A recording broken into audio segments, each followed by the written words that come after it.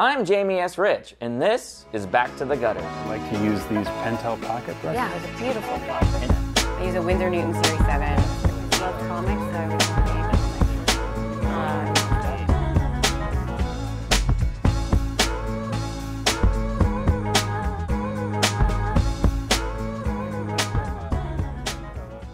Welcome everybody. We're talking with Steve Lieber today about comics and commerce and life and how it all fits together. So Steve, how's your day going so far? It's going fantastic, man. I've been working on The Fix all day. That's my new book at Image Comics. So I want to start by asking about your childhood in Pittsburgh and how you went from a young fellow who could easily have been working in the steel mills to a man who now forges comics with a pen. I was never, despite being from Pittsburgh, I was never going towards the steel mills. My father sold lingerie for a living. And so what was the first thing you came across where you thought? Lingerie? Well, sure. But you know, I want to draw for a living. Is this possible? And how do I make it happen? Was that something you thought about when you were a kid? Well, I drew a lot when I was a kid, just copying the Sunday funnies and tracing pictures in my comic books. I think one of the first times it felt like it was actually possible, I'd gotten a copy of Stan Lee's Origins of Marvel Comics. It's it's a classic book from the 1970s where Stan gives his version of how all the original Marvel comics were made. And one of the things he mentions in there is that his real name was Stanley Lieber. Okay. And that really hit me. And up until then, I felt like there's no way some kid from Pittsburgh gets to become a comic book artist. I thought you had to live in New York City, yeah, or Los Angeles or the North Pole or something like that. But reading that, I thought if Stan Lieber could do it, why can't Steve Lieber? It just seemed perfectly logical. Did you decide you were going to seek out a mentor, or were there steps that you There was knew? Nobody I could seek out. I went to the library, I read every book that I could find about the history of comics, about making comics, about how to draw. I just became a 10-year-old scholar of the medium. If there was any kind of magazine article, I'd read that over and over, just scouring it for clues, trying to figure out how you get from A to B. And it was like that pretty much until I went to college. I was a business major in college, not an art major, again, because the idea, it still didn't seem like you could just take an art class and not have your life fall apart. But I read a fanzine that interviewed Steve Bissett and John Toddleman and a bunch of other people who went to the Joe Kubert School. Okay. And I'm sitting in this video store where I was working an after-school job, reading the fanzine, and a guy comes in and he looks over my shoulder and said, "Is that an interview with Steve Bissett?" And I said, "Yeah." He said, "Oh, he goes to the same school I do."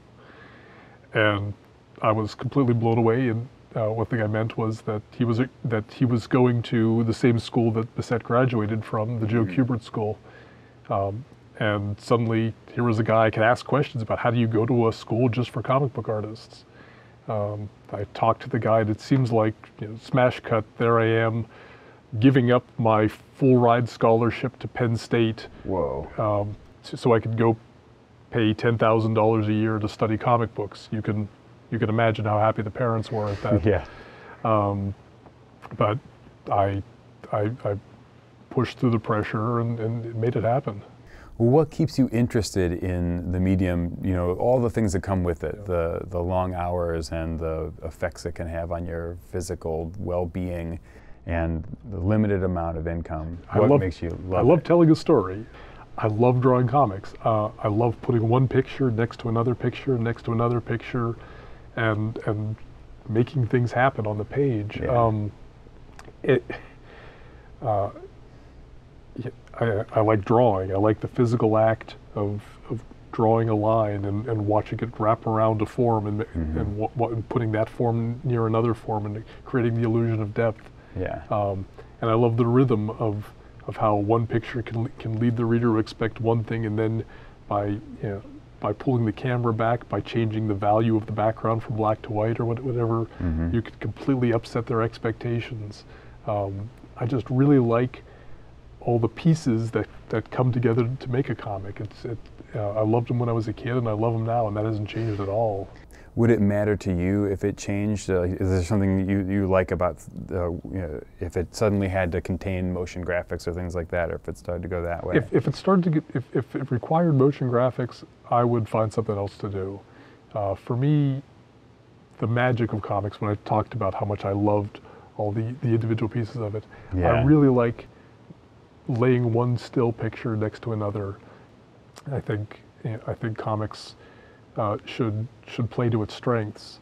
Was it William Gibson or Bruce Sterling who said that that every outdated medium finds its strength in what used to be its flaws, whether it's the warm hiss and crackle of vinyl, or film grain or what have you, bad separation. And cheaply printed comics.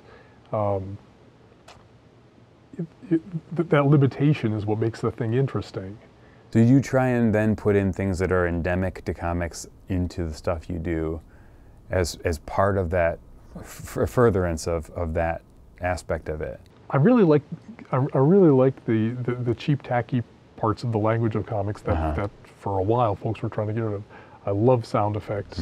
I like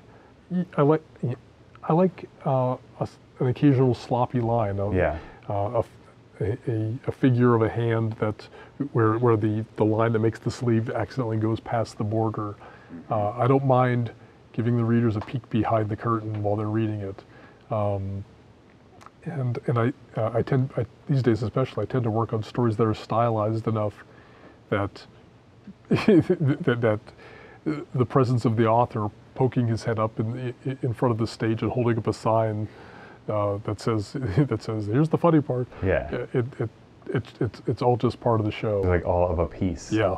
That's cool. So you're also somebody who has a community around you of people that you like and respect, and you seem to have curated that by and large. Is that one of the things that makes Portland an ideal place to have Periscope, and or is it something that emerged from this tendency that you have? It's grew out of the ground like a potato, Ben. When I moved to Portland, I had no idea it was going to be a comic book mecca, or that it already was. I moved here because my wife took a job with Multnomah County Library. Okay. Eventually I realized there's a whole lot of people here, and I can get together with them and talk shop. And it's a line I say a lot, but they punish prisoners by putting them in solitary, and cartoonists do this themselves voluntarily. There's so much to be gained from working around other people. I know that I had plateaued before I started working around other artists on a regular basis. I'd gotten about as good as I was going to get, and then froze. Coming in here, working around other people, getting people to lean over my shoulder and go, "You've done that before." That makes it a huge difference. So I was asking you at different points in time in the studio, people have come up to you and wondered if you're going to make a story entirely of your own devising, from writing to all the way to the top. Is that something that you might want to do going forward? I love the idea of writing for myself, but when I actually sit down to do it, it bleeds me of any interest in drawing the story afterwards. A big part of the fun of drawing a comic story for me is cracking the puzzle of a page. I really like it's like solving a puzzle. It's figuring out how I can make this image and this image and this image fit together in a really precise way, so that the page as a whole is a satisfying thing to look at and the story is told effectively. Doing that with a comic that I wrote myself, it's like solving a crossword puzzle that I created. I already know where everything goes. That said, I'm sure that at some point I'm going to have a story that I just really, really want to tell, and I'm not going to trust anyone to do it. Do you think with the process of drawing comics that there is going to be a time where people won't draw on paper anymore, or do you still? You can have a terrific career without ever picking up a piece of paper now.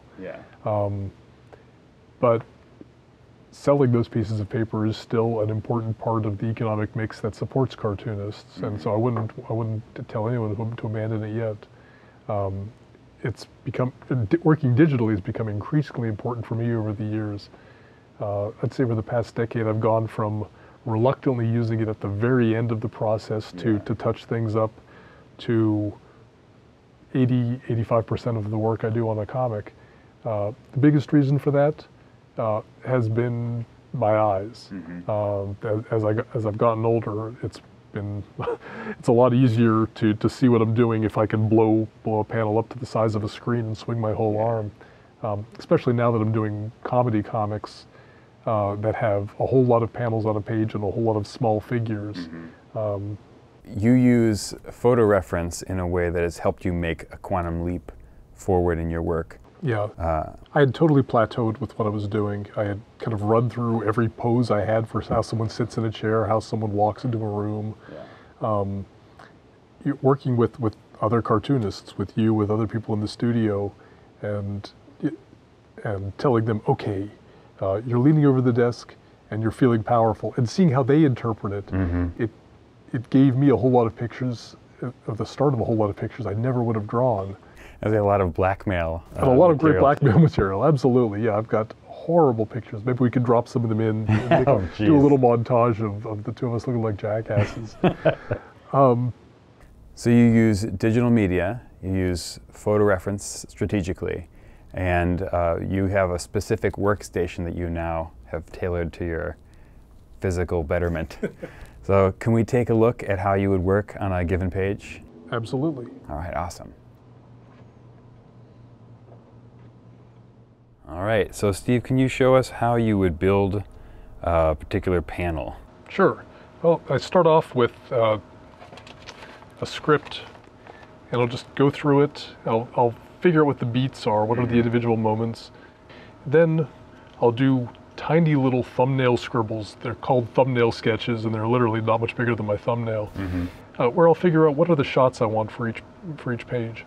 Once I have that, I will rope in whoever happens to be standing still and make them pose for my reference. Okay. Let's see here. You can see some of the reference that I've grabbed and cut up and Frankensteined into place. Here's what some of this stuff looks like. And I'll knock it down to really, really pale, because I don't want to trace from this stuff. I don't want to draw a picture of my intern. I want to draw the character. So just with that kind of stuff to start with. So you use Manga Studio right now as your primary drawing tool? Yeah. Is it a thing that you think is good for beginners to use? Do you think that it's important for people to spend time drawing on an analog page beforehand? I think it's really valuable to learn to work analog first, but maybe that's just because I'm a dinosaur. I don't know. It's entirely possible that there are wonderful artists coming in the future who will never have drawn on paper and will think I'm a savage for suggesting it. So how long does a page typically take you now that you do it digitally? Is it faster? Is it about the same? It's funny. A page used to take me 8 to 10 hours. Now it takes me 8 to 10 hours, but the pages are a lot more detailed. They're better, frankly, and there's less wear and tear on me. Do you take certain risks with this kind of material that you wouldn't otherwise? Yeah. For one thing, I can just throw down a loose organic line first time out of the gate without planning out in pencil first, and if I get it right, there's no penalty for getting it wrong. Do you still though have to set limitations on things like scalability when a page is really small or big? That's something I'm constantly aware of, because I can zoom in as big as I want. There's a real danger of sitting there and worrying about some tiny detail that looks, it's perfectly viewable when I'm zoomed in like this, but if I zoom out like that, it's actually going to be, it's going to reproduce the size of a human eyelash on the page. Now, do you use custom brushes, or do you use what they've got in place? Ron Chan makes beautiful custom brushes. I'll tweak them very, very slightly, but for the most part, I use things that are off the shelf. my main tool is one called the textured pen, which I think comes in the box. I think it just ships right with Manga Studio. And does it have a similar feel to using a brush that you've done in the past? It really does, and it took a little time, but now I do stuff digitally, and people are surprised to hear that it was digital. Yeah. It just looks like what I do with pen and ink. It took me, as with anything, there's a learning curve to climb, but now there's nothing that I can do on paper that I can't do digitally as well. Yeah. Does that go back to what you were saying about using reference for some people as cheating, but in commercial art, it's not about doing one-armed push-ups, it's about getting the job done. This isn't athletics, it's performance. Yeah. And so with that caveat, are there things like cars or are there harder to draw objects that you will try and aim for an organic line quality with? I always keep an organic line. Even when I'm using stuff like that, I'll go back over it with a white line, thicken it, thin it, whatever, just to make it feel like it's all made of the same stuff. And how often would you say you invent a panel entirely from scratch? As infrequently as possible. I would say that it's always faster. It's almost always faster to incorporate some reference in the work. Now, if you are traveling for conventions, do you take work with you on the road because you can do it on a computer workspace? Sometimes, yeah. Not always. Often conventions are so jammed that there's no opportunity to get any other work done. With commercial clients, is it a helpful advent? Yeah, that's it. Unfortunately, it also means that they expect that you'll be able to work for them under any circumstances. Just like with cell phones, the fact that it's possible to be available 24 hours a day means that you're expected to be available. Yeah. And that's not something I've been good at managing. And I hope to stop. To stop being on 24/7. Yeah. Now you don't do a ton of color work. Is there a specific reason for that? It's funny. I didn't get a whole lot of color education at school. I had a couple of classes. It never really felt like an important part of storytelling to me. For me, color was always something that was just kind of imposed upon my line art, and my black and white drawings were the story I was telling. Color was just something that was being added after the fact by marketing. That's changed over the past few years. I've had the opportunity to work with some dynamite colorists. Right. And I saw stuff that I was proud of get even better after they brought their eye to it. Now, how do you know when you're finished with a page? What makes you stop going back and altering things? I'm very, very good at walking away with stuff. What makes me finish a page is knowing that there's another page that needs to be done, and another one after that, and another one after that. The appearance of the sun on the on the eastern horizon is a good indication that maybe it's time to abandon a page and go to bed. So, what kind of advice would you give to somebody who wanted to process all the things you've said and start a life in comics? What would they need to know as a parting bit of advice? First, learn to love the work. The commercial aspects of it are important, the social aspects of it are important, but ultimately, drawing comics means drawing a whole lot of pictures. Learn to love doing that. Learn to love all the decisions that go into telling stories. Once you've got that, I said this earlier, do a lot of work, make it good, and get it in front of as many people as possible. Steve, thank you so much for taking the time to share your knowledge with us and for making comics better and making great comics. My pleasure, Ben. Thank you. Thanks for watching, everyone. Well, thanks for helping us out, Steve. I really appreciate you taking damn it. God damn it! I managed to not crack up the whole time. My pleasure, Ben. Thank you. Thank you for watching. Is that all right? Not good. Just look at camera. Thanks for watching. Thanks for watching. It was there. Okay, I'm gonna be back in the drawing. Is what I'm doing. All right. Okay. How to get punchy. All right. Me too. Thank you, Steve. And I, God damn it. You guys. Come on. Steve, I appreciate you taking the time. Oh, we started off so good. Steve, thank you for taking the time.